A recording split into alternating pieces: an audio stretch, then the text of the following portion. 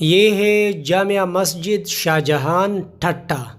تو اس خوبصورت مسجد کی سیر میں آپ کو کراتا ہوں، اور پھر جو ہے اس کے بارے میں آپ کو انمول اور دلچسپ معلومات بھی دیتا ہوں۔ تو یہ مسجد ہے، لیکن اس مسجد کی سب سے بڑی خوبی یہ بھی ہے کہ اس کے سامنے ایک انتہائی خوبصورت اور بالکل صاف ستھرا پارک بھی موجود ہے۔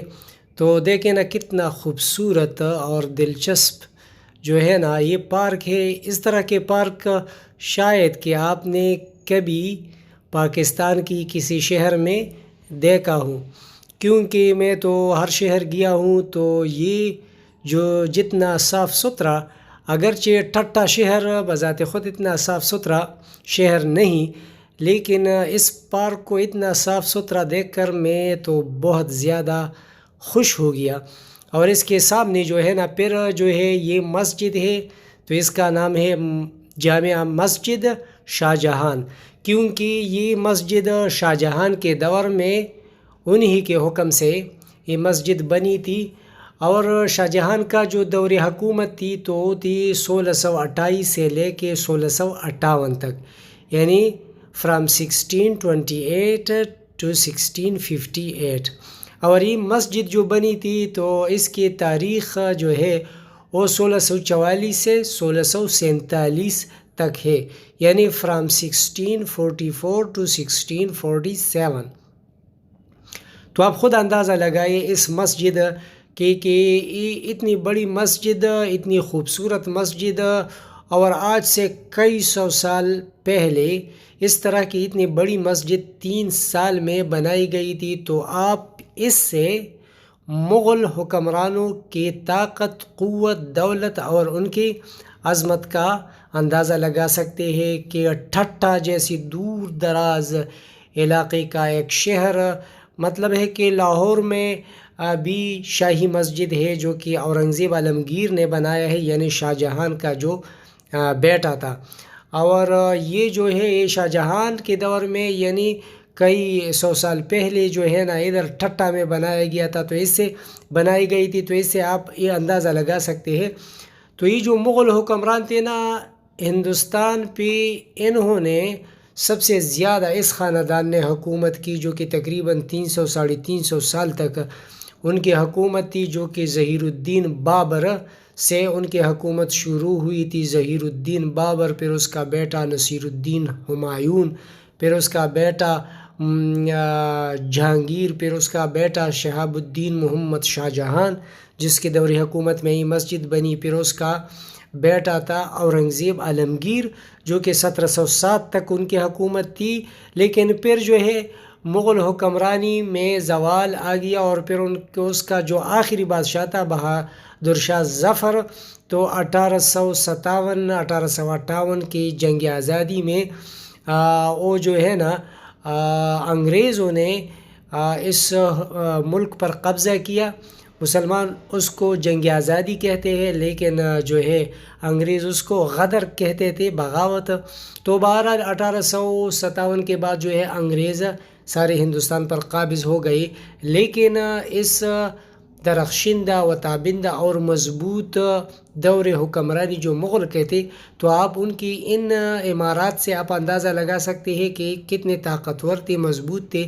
اور خاص کر انہوں نے بڑے بڑے مساجد بنائے ہیں، جیسے کہ اورنگزیب عالمگیر کی مسجد ہے جو کہ لاہور میں ہے، اس کو شاہی مسجد کہا جاتا ہے، اور وہ بنائی گئی۔ پھر جو ہے یہ اس کے والد صاحب یعنی شہاب الدین محمد شاہ جہان نے اس مسجد کو بنائی ہے۔ تو دیکھیں نا اتنی خوبصورت، اس مسجد کی سب سے بڑی خوبصورتی یہ ہے کہ یہ بہت یعنی مطلب ہے وہ جو ہے ٹیڑھی ٹائپ نہیں ہے، یہ بالکل جو پریٹی ٹائپ، یہ بالکل سیمیٹریکل انداز میں اس کی جو انداز ہے یہ بہت خوبصورت ہے، اس کے سٹرکچر جو ہے بہت خوبصورت ہے۔ شاہی مسجد تو بہت بڑی ہے، اور اس کے جو پارک بھی اس کے ساتھ شامل کرے تو اس طرح کے مطلب ہے کہ اس کے 2 چند یا 3 چند شاہی مسجد جو ہے لاہور کا وہ اتنی ہی ہوگی، لیکن یہ مسجد بھی کافی بڑی مسجد ہے۔ اور اس کے جو ہال ہے نا ان میں بھی دروازے نہیں ہیں. یہ اس کی ایک خاص بات ہے، کیونکہ وہ شاہی مسجد لاہور میں بھی دروازے نہیں ہیں. تو مساجد میں ان دنوں میں مساجد میں دروازے نہیں ہوا کرتے تھے. ویسے جو بعد میں بڑے بڑے مساجد ہیں، جیسے بہاولپور کی جو شاہی مسجد ہے، جو کہ بہاولپور کے جو ریاست کے جو حکمران تھے انہوں نے بنائے ہیں، تو اس میں دروازے ہیں. لیکن یہ جو ہے پھر بہت پہلے سے بنائے گئے ہیں، تو ان کی جو مین ہال ہے یا سائٹ پہ جو کوریڈورز بنائے گئے ہیں، تو یہاں دروازے آپ کو نظر نہیں آتے. بہرحال اس مسجد کو بہت خوبصورت رکھا گیا ہے، اس کو بہت اچھے انداز میں موجود ہے، اور یہ ٹھٹہ کے شہر ہی میں واقع ہے. یعنی یہ ٹھٹہ جو ہے یہ جو ہے ٹھٹہ جو ہے یہ حیدرآباد اور کراچی دونوں سے 100 کلومیٹر کے فاصلے پر ہے، جو کہ بہت تاریخی شہر ہے. یہ کسی وقت میں دارالخلافہ بھی تھا، اور پھر یعنی بالخصوص یعنی مغل دور میں. اور اس کی گواہی آپ یہاں کے جو قبرستان ہے، مکلی قبرستان ادھر قریب ہے، ٹھٹہ شہر کے 2 کلومیٹر کے فاصلے پر ہے، تو وہاں بھی مغل حکمرانی کے مزارات ہے. اور پھر ایک صحابی عبداللہ شاہ صحابی کا مزار بھی ہے. تو اس طرح ایک دور میں یہ دارالخلافہ تھا یہ ٹھٹہ. پھر جو ہے اس کے بعد حیدرآباد کی طرف منتقل ہوا دارالخلافہ.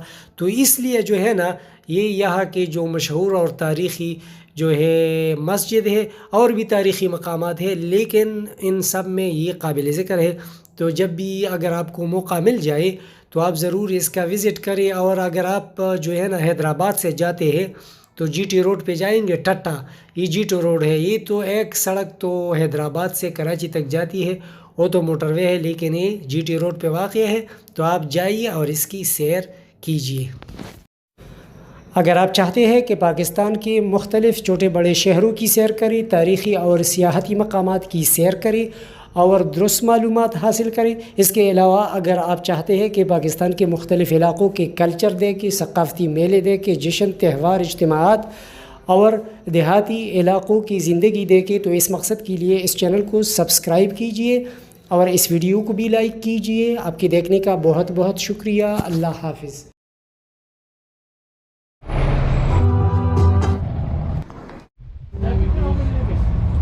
یہ دیکھیں یہ چوبر